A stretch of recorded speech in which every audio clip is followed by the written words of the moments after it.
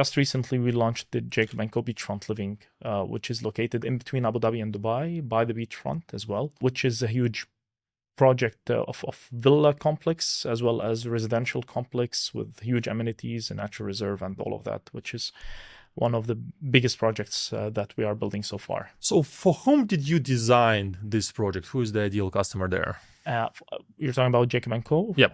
Yeah, so JACOB&CO has been catered in a way that there are a wide variety of units, all the way from 1 bedroom, 2 bedroom to the penthouses to villas and sky mansions and all of that. And we designed it to cater almost everyone in the community that values luxury and values high quality finishing and branded exclusive project. But mainly we chose the location as a beachfront in between Abu Dhabi and Dubai, targeting people who are interested in buying in either. So instead of buying either Dubai or Abu Dhabi, it is catered for both cities. So technically it's 30 minutes away from Dubai, almost 30 minutes away from Abu Dhabi itself. It's very close to the new Al Maktoum International Airport, which is like we're 20 minutes away from Al Maktoum International Airport. So it has great potential for growth on investment in terms of value of the real estate there. And then again, of course, with the brand, with the finishing, with the lifestyle amenities that we added there, we created our own hub of exclusivity that is surrounded by greenery, nature, natural reserves, and a beachfront. It's a beautiful project. So do you see, is it mainly the people who are working in Dubai will live there, or from Abu Dhabi, or it's kind of a mix? It's mixed. Anyone who is working in Dubai or Abu Dhabi can live there, and it's a 30-minute drive from both cities. Anyone who is an international buyer who's looking to purchase a first home for him in the UAE, he's buying in between both great cities.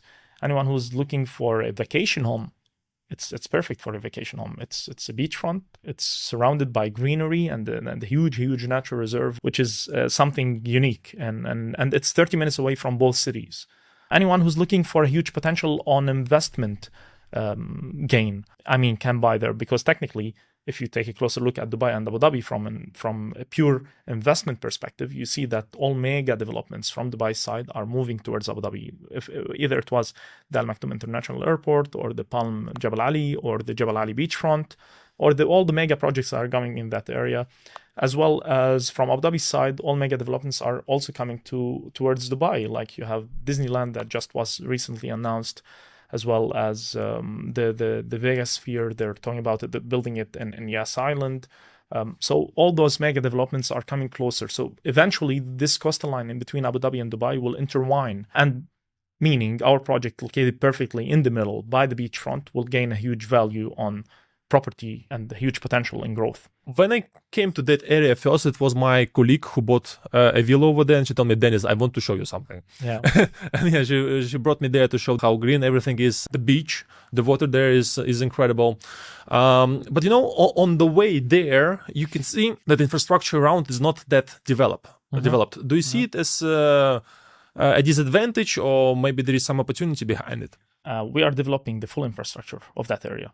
And that is an added value, actually, because we are doing it all as it should be, meaning we're developing everything as it should be by the books. We're not building in a very much overdeveloped area with infrastructure that hasn't been catered for this much population or all of that. So we are doing it in a way, and it's being designed in a way. And you can see that when you're going there. The roads are huge proper size roads, the greenery, the bicycle tracks that we're building there, the pedestrian walkways, all the full infrastructure there is being built in a way that it should be built on a luxury aspect. It wasn't built 20, 30 years ago and doesn't accommodate the new construction that's coming in. No, it's a raw version green land by the beachfront, and we're doing the full infrastructure there.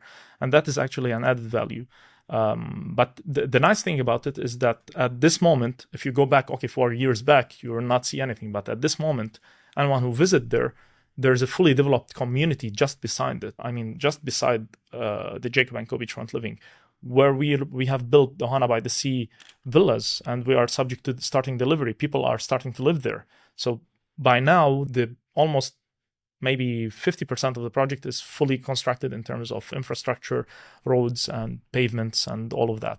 By the way, do you have a hotel aspect in your project? So it's not a hotel, but all units that we're building, so the project itself is fully serviced. So it has a la carte services from all the way from maid to cleaning to service. Even if you want to, we have a marina just adjacent to our project, walking distance, like a few minutes walking distance in Al Jurf. So if you want to rent a berth for your yacht, you can just directly, we'll add that service in which you can call directly the concierge and book that, or if you want to rent a boat.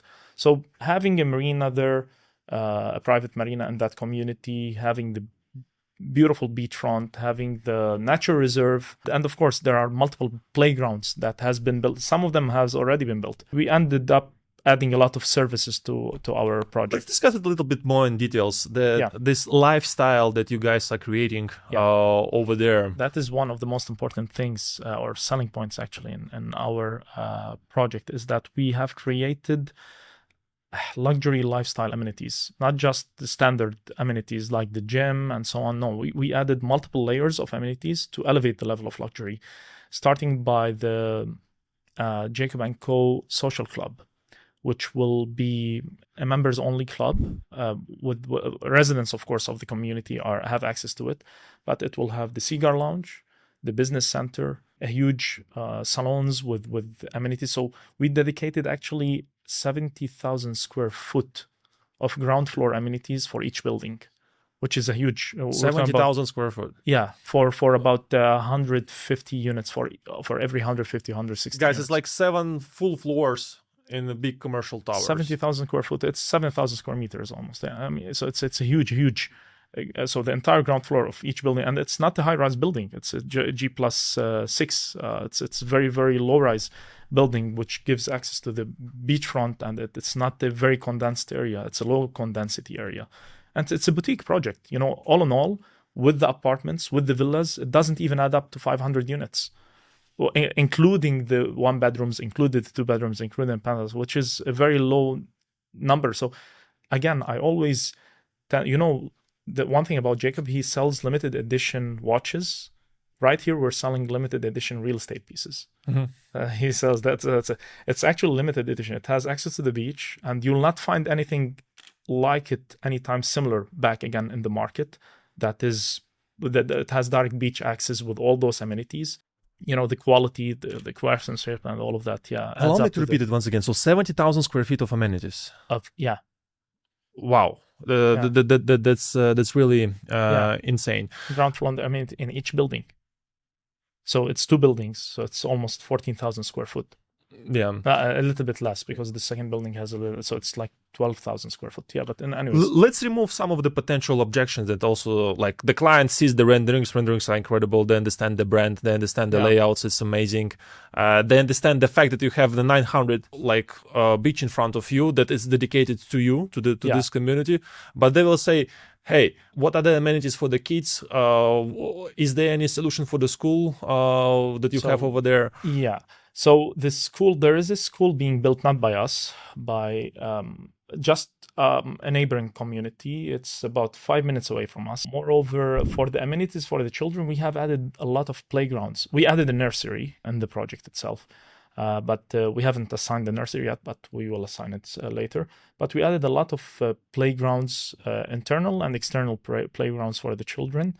And then there is the huge nature reserve, which is a beautiful green space. People will go there just to take a walk or walk around, and we'll see all of that. And that by itself not just creates a beautiful green space or green garden behind the community, but also acts as a buffer zone for any other developments that might take place in the future in between our project and anything outside. I like this point, yeah. And it's very important. You see all the projects, like you buy in a project, it seems very beautiful, and then after 5 or 10 years, 20 years, it becomes very busy. To get to the project, you'll get to go through a lot of, but in our project, there's a huge green space all around that has been maintained by us and by the authorities around our project, and it acts as a buffer zone for any future developments that will take place over there. And we intended to keep it that way. We didn't build in it, and we intended to keep it empty space, and we use the built-up area in other locations.